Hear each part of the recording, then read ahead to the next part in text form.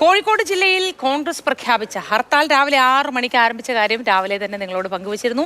ചേവായൂർ സഹകരണ ബാങ്ക് തിരഞ്ഞെടുപ്പ് സംഘർഷത്തിലാണ് പ്രതിഷേധം. ഹർത്താലുമായി സഹകരിക്കില്ല എന്നാണ് വ്യാപാരികളുടെ നിലപാട്. വൈകിട്ട് 6 മണി വരെയാണ് ഹർത്താൽ. രാഹുൽ കെ വി വിശദാംശങ്ങളുമായി ചേരുകയാണ്. Rahul, good morning. അവിടെ കാര്യങ്ങളൊക്കെ സമാധാനപൂർണമായി തന്നെ നടക്കുന്നു എന്ന് കരുതുകയാണ്.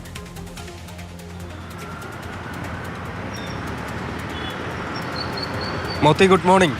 6 മണി മുതൽ തന്നെ ഹർത്താൽ ആരംഭിച്ചു. പക്ഷേ ഹർത്താലിൻ്റെതായ ഒരു ഫീല് ജില്ലയിലില്ല എന്നത് തന്നെയാണ്. സാധാരണ ഒരു അവധി ദിനം എങ്ങനെയാണോ ആ ഒരു രീതിയിലാണ് ഹർത്താലിൻ്റെ തുടക്കം എന്ന് പറയുന്നത്. ആദ്യ മണിക്കൂർ അങ്ങനെയാണ്. കാരണം ജനങ്ങൾ പുറത്തുണ്ട്, ഹർത്താലിനോട് സഹകരിക്കേണ്ടതില്ല എന്ന് വ്യാപാരി വ്യവസായി ഏകോപന സമിതിയും വ്യാപാര വ്യവസായ സമിതിയും ഇന്നലെ തന്നെ പറഞ്ഞിരുന്നു. അതുകൊണ്ട് രാവിലെ തുറക്കുന്ന കടകളൊക്കെ തന്നെ തുറന്ന് പ്രവർത്തിക്കുന്നതായി കാണുന്നുണ്ട്. വാഹനങ്ങൾ പുറത്തേക്കൊക്കെ പോകുന്നുണ്ട്. 10:30 കോൺഗ്രസിൻ്റെ പ്രതിഷേധ പ്രകടനം ആരംഭിക്കുന്നതാണ്. നമ്മൾ ദൃശ്യങ്ങളിൽ കാണുന്നത്. നമ്മളിപ്പോൾ ഉള്ളത് മാങ്കാവിലാണ്. സ്വകാര്യ ബസ്സുകളടക്കം സർവീസ് നടത്തുന്നത് നമുക്ക് കാണാനും കഴിയുന്നുണ്ട്. ഇന്നലെ പ്രതിഷേധത്തിൻ്റെ സംഘർഷത്തിൻ്റെ ഒരു പകലാണ് കഴിഞ്ഞു പോയിരുന്നത്.